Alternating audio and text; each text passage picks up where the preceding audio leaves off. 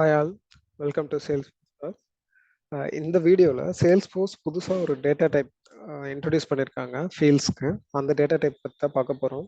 So உங்கள் எல்லாருக்குமே தெரிஞ்சிருக்கும் Salesforce Winter 23 ரிலீஸ் இப்போ ரீசெண்டாக லைவ் போச்சு அப்படின்னு சொல்லிட்டு. அந்த Winter 23 ரிலீஸில் கஸ்டம் அட்ரஸ் அப்படின்னு சொல்லிட்டு ஒரு புது டேட்டா டைப் இன்ட்ரடியூஸ் பண்ணியிருக்காங்க.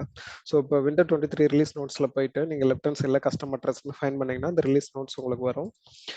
அது இல்லாமல் அது ரிலேட்டடான ஆர்டிக்கல் இருக்குது. நான் இதை வீடியோ டிஸ்கிரிப்ஷன்லேயே நான் உங்களுக்கு போஸ்ட் பண்ணுறேன்.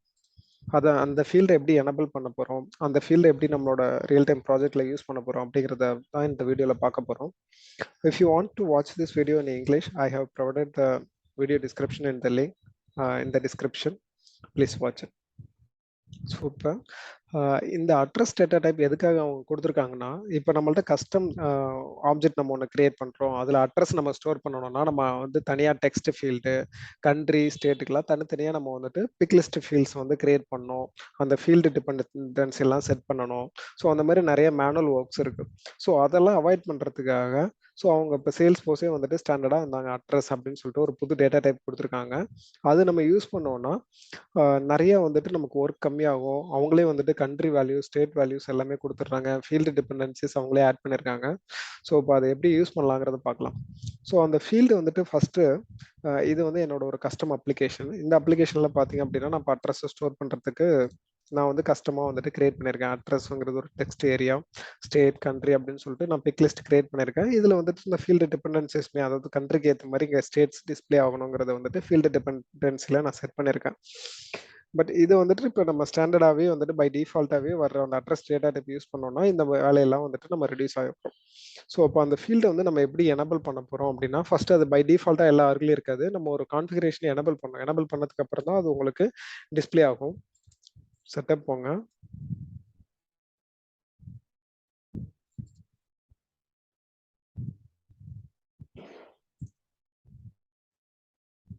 ஸோ இங்கே யூசர் இன்டர்ஃபேஸ் அப்படின்னு சர்ச் பண்ணுங்க. ஸோ அந்த யூசர் இன்டர்ஃபேஸ் செக்ஷனுக்கு கீழே எங்கள் லாஸ்ட்ல யூசர் இன்டர்ஃபேஸ் அப்படின்னு ஒரு ஆப்ஷன் இருக்கும். ஸோ இங்கே ஸ்க்ரோல் பண்ணீங்கன்னா இங்கே ஒரு செட்டிங் இருக்கும், யூஸ் கஸ்டம் அட்ரஸ் ஃபீல்ட்ஸ்னு சொல்லிட்டு. ஸோ இதை தான் நம்ம எனபிள் பண்ணோம். இது ஒரு டைம் நீங்கள் எனபிள் பண்ணிட்டீங்க உங்களோட ஆர்கில் அப்படின்னா அதை நீங்கள் டிசபிள் பண்ண முடியாது. ஸோ அதை எனபிள் பண்ணுறதுக்கு முன்னாடி இங்கே இருக்கிற இந்த கண்ட்ரி, ஸ்டேட்ஸ் எல்லாமே நீங்கள் வந்துட்டு கான்ஃபிகர் பண்ணிக்கலாம். அதாவது உங்களோட அப்ளிகேஷனில் வந்துட்டு நீங்கள் என்னென்ன கண்ட்ரிலாம் நீங்கள் வந்து டிஸ்பிளே பண்ண போகிறீங்க, எந்தெந்த கண்ட்ரிலாம் உங்களுக்கு தேவையில்லை அப்படிங்கிறது வந்து நீங்கள் ஃபஸ்ட்டே வந்துட்டு அதெல்லாம் வந்து கான்ஃபிகர் பண்ணிட்டு அதுக்கப்புறமா எனபிள் பண்ணிக்கோங்க. ஸோ அந்த ஆப்ஷன் போகிறதுக்கு நீங்கள் எங்கேருந்தும் இந்த லிங்கை கிளிக் பண்ணாலும் போகலாம், இல்லைன்னா செட்டப்பில் போயிட்டு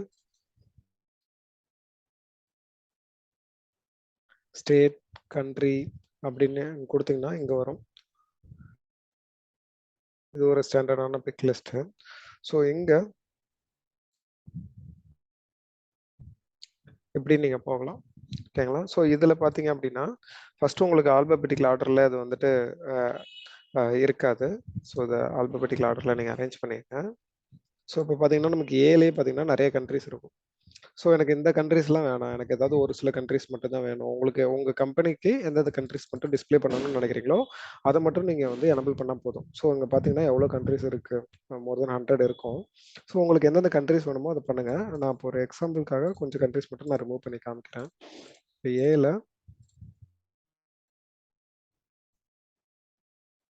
அப்போ அர்ஜென்டினா, ஆஸ்திரேலியா, ஆஸ்திரியா. ஸோ இப்போ ஏல இந்த 3 கண்ட்ரிஸை தவிர மற்ற எல்லாத்தையுமே நான் ரிமூவ் பண்ணிட்டேன். ஸோ இதை சேவ் பண்ணிப்போம். அதேமாரி நீங்கள் மற்ற எல்லா லெட்டர்ஸில் இருக்கிற கண்ட்ரியும் ரிமூவ் பண்ணணும். ஸோ இப்போ இதை ரிமூவ் பண்ணதுக்கப்புறம் அகைன் அந்த யூசர் இன்டர்ஃபேஸ் செட்டிங் போங்க.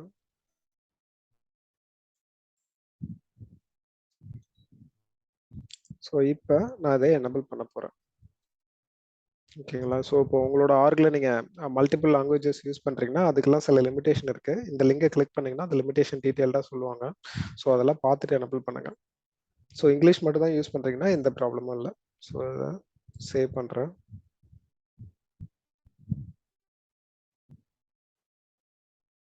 ஸோ இப்போ எனபிள் ஆகிருக்கும். எகைன் அந்த செட்டிங்ஸில் போயிட்டு ஒரு டைம் வெரிஃபை பண்ணிப்போம்.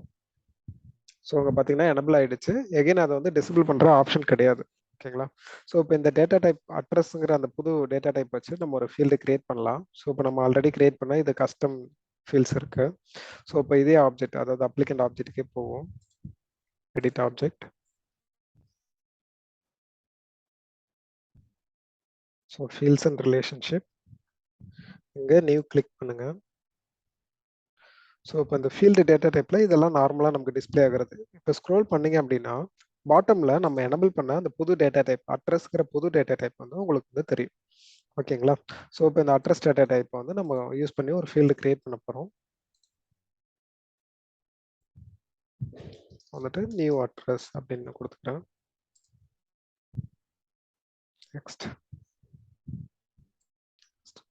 சேவ். நம்ம ஃபீல்டு வந்து கிரியேட் ஆயிடுச்சு. நியூ அட்ரஸ், அதோட டேட்டா டைப் அட்ரஸ். ஓகேங்களா? ஸோ இப்போ இங்கே போயிட்டு ரெஃப்ரெஷ் பண்ணால் நான் கிரியேட் பண்ண அந்த ஃபீல்டு வராது. ஏன்னா நான் இதுக்கு இந்த ஆப்ஜெக்ட்டுக்கு டைனமிக் ஃபார்ம்ஸ் வந்து எனபிள் பண்ணியிருக்கேன். நீங்கள் சப்போஸ் டைனமிக் ஃபார்ம்ஸ் யூஸ் பண்ணல அப்படின்னா நீங்கள் ரெஃப்ரெஷ் பண்ணால் வரும். இல்லை லாக் அவுட் பண்ணிட்டு லாகின் பண்ணிங்கன்னா உங்களுக்கு அந்த நீங்கள் புதுசாக கிரியேட் பண்ண ஃபீல்டு வந்து உங்களுக்கு டிஸ்பிளே ஆகிடும். டைனமிக் ஃபார்ம்ஸ் யூஸ் பண்ணுறீங்க அப்படின்னா நீங்கள் அந்த பேஜில் போயிட்டு எகைன் நீங்கள் புதுசாக கிரியேட் பண்ண அந்த ஃபீல்டை வந்து ஆட் பண்ணணும். அப்போ தான் வந்து விசிபிள் ஆகும்.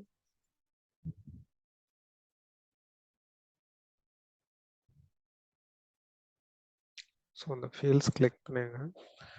இந்த ஃபீல்டு போனீங்கன்னா இந்த ஆப்ஜெக்டில் இருக்கிற எல்லா ஃபீல்டும் வரும். ஸோ இதுதான் நம்ம கிரியேட் பண்ண புது ஃபீல்டு. ஸோ இந்த ஃபீல்டை ட்ராக் பண்ணிட்டு வந்து அப்ளிகேஷன் ஐடிக்கு கீழே பேஸ்ட் பண்ணுறேன். நியூ அட்ரஸ் சேவ் பண்ணிடலாம். சப்போஸ் டைனமிக் ஃபார்ம்ஸ்னா என்ன அப்படின்னு தெரியல அப்படின்னா அதுக்கும் நம்மள்ட்ட தனியாக வீடியோ நான் ஆல்ரெடி போஸ்ட் பண்ணியிருக்கேன் டைனமிக் ஃபார்ம்ஸ் பற்றி. அதையும் நீங்கள் பார்க்கலாம்.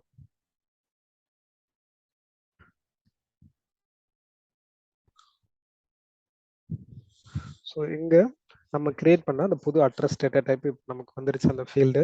இதை நான் இப்போ எடிட் பண்ணுறேன் அப்படின்னா பாருங்க, நம்ம கிரியேட் பண்ணது ஒரு ஃபீல்டு. பட் அதுக்குள்ள நம்ம வந்துட்டு இன்ஃபர்மேஷன் ஃபீட் பண்றதுக்கு நமக்கு நிறைய ஆப்ஷன்ஸ் இருக்கு. அதாவது country, state, city, SIPCOT, state. So அதுக்கு வந்து நிறைய ஃபீல்டு வந்துட்டு நமக்கு அதுவே ஆட்டோமேட்டிக்காக கிரியேட் ஆகும். பட் இது எல்லாமே வந்து ஒரே ஃபீல்டு தான். ஸோ அதுக்குள்ள இப்படி உங்களுக்கு டிஃப்ரெண்டாக காமிக்கும்.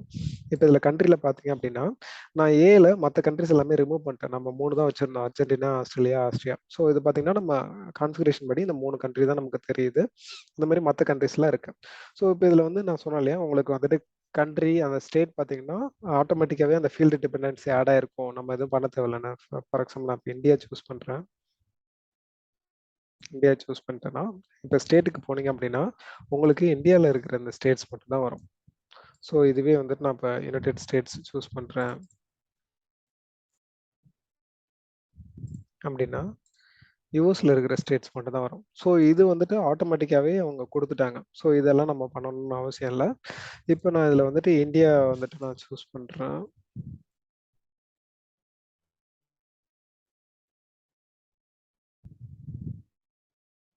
இந்தியா கொடுத்துட்டு நான் ஒரு சாம்பிள் அட்ரஸ் கொடுக்குறேன்.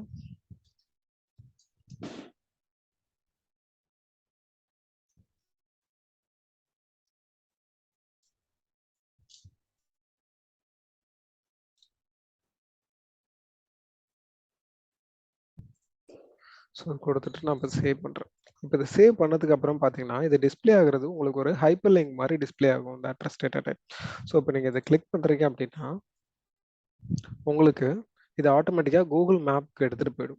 அந்த அசோக் நகர் நம்ம கொடுத்தோம் இல்லையா, அந்த இடத்துக்கு உங்களுக்கு வந்து ஆட்டோமேட்டிக்காக மேப்பில் வந்து காமிக்குது. ஸோ இதுவும் வந்துட்டு கொஞ்சம் நல்லா இருக்குது. நம்ம வந்துட்டு இங்கே அட்ரஸ் கொடுத்துருக்காங்க, அதை நீங்கள் மேப்பில் பார்க்கும்போது அந்த அசோக் நகர் அப்புறம் வந்து சென்னை அப்படிங்கிறத வச்சுட்டு அது வந்துட்டு ஆட்டோமேட்டிக்காக மேப்க்கு வந்து நம்மளை ரீடைரக்ட் பண்ணது. இதுவும் புது ஃபீச்சர். ஸோ அந்த புது டேட்டா டைப்பை இதுக்கப்புறம் வரப்போகிற உங்களோட புது ப்ராஜெக்ட்லாம் நீங்கள் யூஸ் பண்ணிக்கோங்க. தேங்க்யூ.